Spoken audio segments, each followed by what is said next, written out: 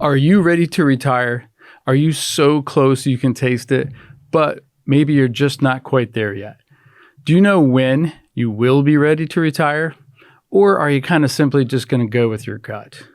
Lots of questions, and your thoughts are probably already filling in your head.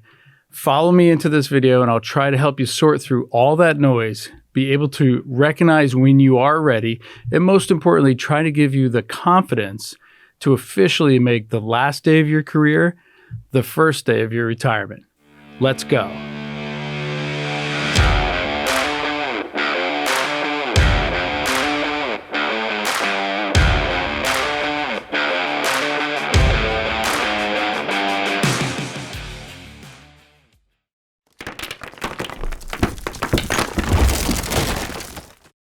Welcome, everyone. Another episode of Blue Collar Wealth Podcast. My name is Bob Brown. I'm one of the partners here at Stonehouse Investment Management.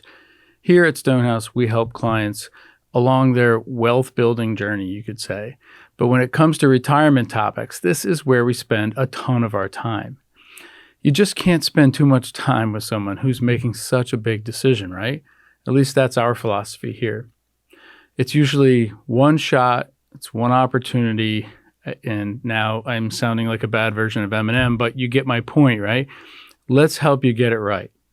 Now, about 5 or 6 months ago, I did a similar video like this, talking about those of you who are maybe 10 years away. But for this one, I'm going to zoom in a bit because now you're within 5 years, and the nerves, the excitement are beginning to build. There's a gradual transition from thinking, man, I'm going to miss this place someday, to something more like, man, get me the heck out of here, right? So where do we start and how do we do that? Here are 8 key steps that I want you to consider. And I'll start with what I believe is the most important. And it probably won't be a surprise to anyone who knows me, right? Number 1, create a financial plan. Did you expect me to start anywhere else? I'm sorry to be predictable, but when planning for the rest of your life, it doesn't usually pay to roll those dice. Especially when it's so easy to plan these days. Now, I'll talk about that process in the next couple of steps, but honestly, taking the time to input some key information about yourself allows your plan to take form. And so, in my opinion, the visualization that most of our clients benefit from is really what makes the difference.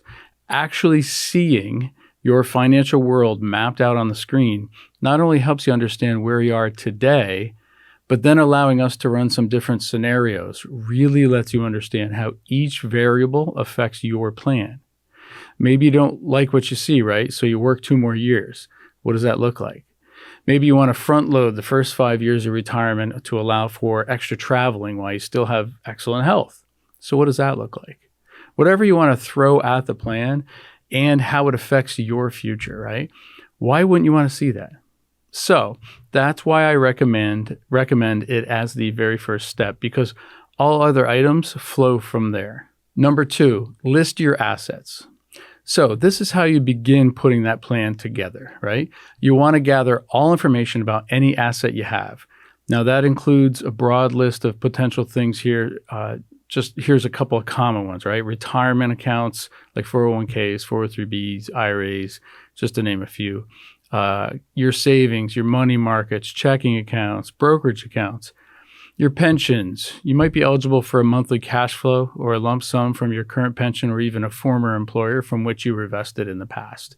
People often forget about those that are sitting out there. Investment property is another example. Land, rental units, even small business ownership. That's if you're an owner of a small business. List anything you have that's worth value, especially if you feel that you will use it to help fund your retirement. And number 3 is Social Security. Don't forget about this one, right? Will Social Security always be there for you? There's much debate about that, but for today, it is there. So we want to include it as an asset.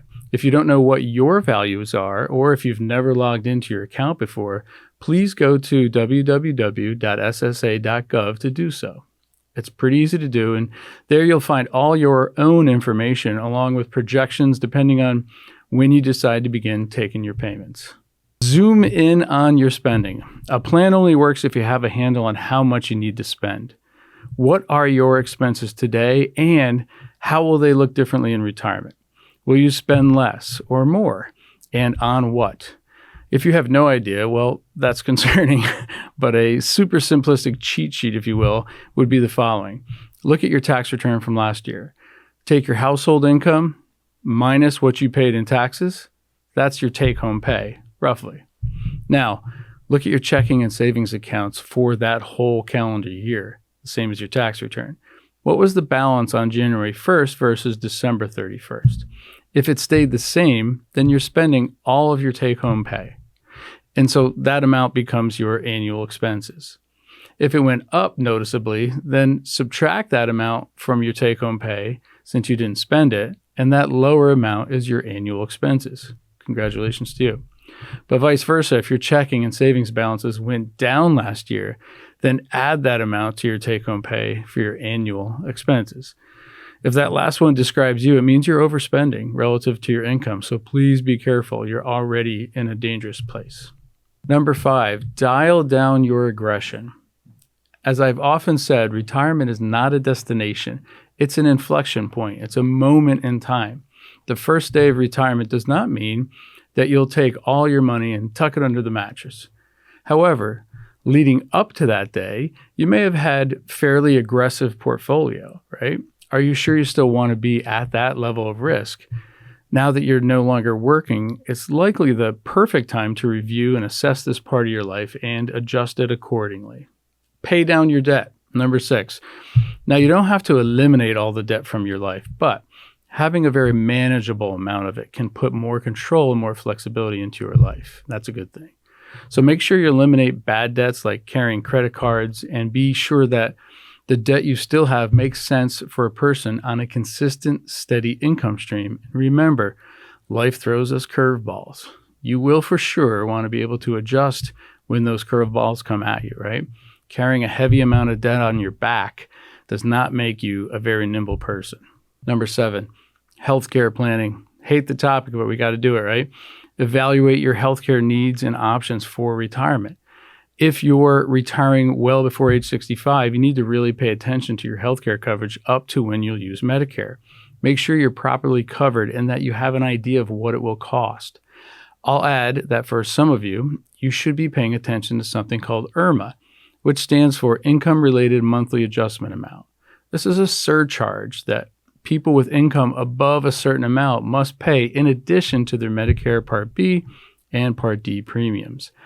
It's a bit complicated, so do your research to find out if it might apply to you and what you might be able to do in the first place to avoid it, or, if necessary, even appeal it if it catches you. And number 8, where are you going? So lastly, take some time to reflect on what you'll be doing in retirement. Will you stay put in the house you live in today, or will you be moving permanently, or maybe just seasonally, right? Consider the cost of living in different locations if you plan to relocate, and think about how you'll spend your time, whether it's traveling, pursuing hobbies, or volunteering.